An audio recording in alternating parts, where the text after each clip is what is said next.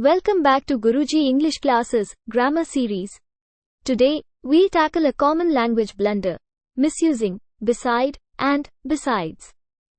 Let's start with beside, which means next to or by the side of.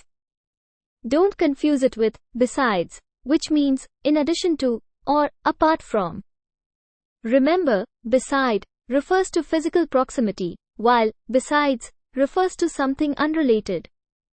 For example, I sat beside my friend at the movies versus besides pizza, what else do you want to eat? So, if you mean next to, use beside. But if you mean in addition to or apart from, use besides. Using them interchangeably is a common mistake many people make. When in doubt, take a moment to think about what you are trying to convey.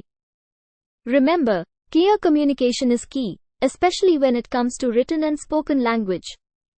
Using the right word can make a big difference in how your message is perceived. So, let's avoid confusing our audience and choose the correct word.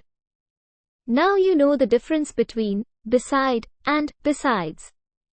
Practice using them correctly, and soon it'll become second nature.